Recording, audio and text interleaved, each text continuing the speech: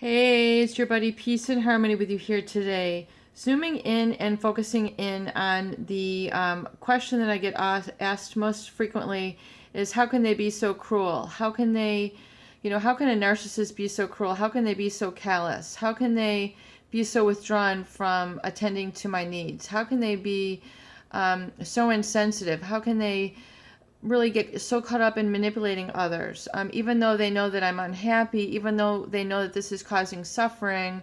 We're getting into constant fights. How can they be so cruel? And this goes for really the relationship difficulties that are presented with that of a covert narcissist, overt narcissist, or a psychopath as well. And that is really all stemming from and tied to a callousness, an abrasiveness, a aloofness, a sort of disconnect that is related to a lack of empathy. So empathy is the understanding that you can really acknowledge, relate, and feel the needs, interests, wishes, dreams, desires of another. So you're not threatened by connecting to that. You're not so jealous. You're not so envious that you can't feel for another. You have a strong enough sense of yourself that you can understand where someone is coming from, listen to them, hear where they're coming from, and not feel threatened of losing yourself or losing your status or losing your stature. A sense of self-esteem and a sense of security gives you the ability to listen to others, hear about their accomplishments, hear about their achievements, hear about the great things of their life, and feel really truly wonderful and supportive and happy and excited and ecstatic for them that they were able to produce and manifest these things in their life without feeling threatened yourself. So when you have a sense of security, a sense of self-esteem, a sense of trust within yourself, and that really it allows you to have a sense of empathy, and not feel like you're losing yourself or envious or jealous. You're coming from a state of abundance, and you're coming from really a state of love and gratitude and empathy, knowing that great things can happen to all sorts of people, and that it's a true victory of the human spirit to accomplish these things, and how magnificent it is, and that's a testimony to all the qualities that helped you get there. So empathy is that ability to acknowledge, appreciate, value others in an authentic manner without feeling threatened, without feeling, a jealousy. Now, the narcissist and the psychopath as well, they really do. It's very much thought and believed in the psychological community that oftentimes underneath the mask, so the presentation of the laughter, the need for stimulation, the hypersexuality, the withdrawal, that underneath all that really is a person who is jealous, insecure, pathologically envious, envious to the point that they will present with a lot of lying and deception and withdrawal behaviors we see in the covert narcissist. So in order to avoid really feeling for another and having that empathy, they really kind of develop a callousness, a coldness, a calculated callousness that is deliberate, so that they don't have to connect with you on that sort of appreciation level. And if they do try to connect with you, it's done in sort of a way where they, in essence, are threatened by it and then need to constantly be in control or have power over you or take credit for really where you're at. So they don't allow you in your own right and in your own being to have your personality, your values, your own experience. They're threatened by that in essence. So they're threatened by it. So they try to squash it. They basically try to extinguish it. They try to not let you have it. They're so threatened that they attack you. And so really, if you're raised in this sort of mentality, it's really ingrained and hardwired to you to engage in this sort of familiar, reaction that you feel that low self-esteem and you don't have a sense of your own power. So really that is hardwired. So really to emerge beyond this sort of perpetual cycle that we see, that this callousness, you have to realize that this callousness and lack of empathy is really originated from within them and their own insecurity, and that their withdrawal of support, their support of warmth, their support of conversation, their support of guidance for you, really reflecting your healthy narcissistic needs.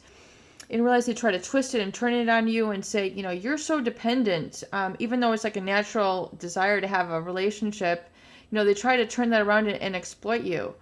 You know, they almost try to make fun of you for wanting a relationship, which is really horrible. It's a very humiliating and shame-based behavior that they will instill in you. You know, that they almost want to make fun of you for wanting a true, valid relationship. And they want it all for themselves. It's like an emotional greediness. They want all the attention to be on them. They're threatened by you. So they then engage in this callous behavior, this shame-based behavior, shaming you, scapegoating you, treating you with aloofness, the ignoring, the acting like you're not present, you know, completely tuning you out, stonewalling you. This callousness is meant to protect them, and it allows them to continue to exist in their insecurity, so they're never really facing it when they're engaging in these tactics. So realize that they're, in essence, just putting up a false bravado, a false, you know, sort of shell. But deep inside, they have this insecurity, which they're in tune with, but it's so painful for them. It's just, it becomes a pathology, and it becomes a personality disorder, and becomes a way of life. So the people who really, you know, are feeling this, you need to realize that cruelty is meant to overpower you. They're threatened by you. So realizing this, you have to detach and know that this lack of empathy is part of their deficit and disorder. And you need to realize that you're a sentient human being, which means you're a feeling human being. You know, you're meant to have experiences of awe or happiness or gratitude, or love or amazement, and, you know, connected to the world and all the great accomplishments that there are, the great works of art, the great architecture, the great feats, you know, the great human accomplishments that, you know, in science and in medicine, and all the wonderful, wonderful human accomplishments that arrive out of focusing and really problem solving and existing in that frontal lobe, which is really the area of the quantum field, the quantum healing that we discuss here in this channel, is really derived at more the innovation and the ability to see options, solutions, choices, and existing in that freedom and that creativity. So you really need to disengage and unplug from that callousness that they are, and re-plug into the sentience, which is you, the feeling person, the true emotions that are what we call true affect. So appropriate affect.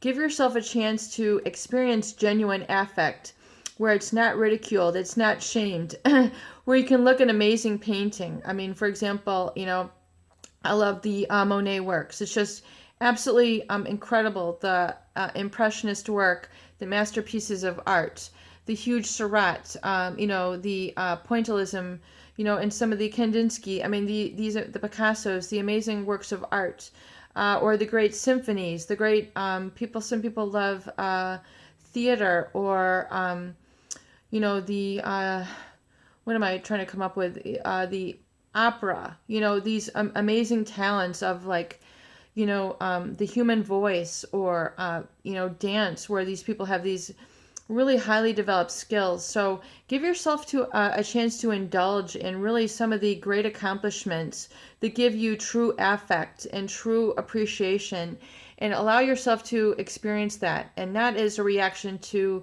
a toxic individual, but as a reaction and attunement to yourself, which is a true sentient and divine human being. Peace and harmony with you here today. I hope these videos do help. Please do share, and please subscribe for more great tools, videos, discussion, and support.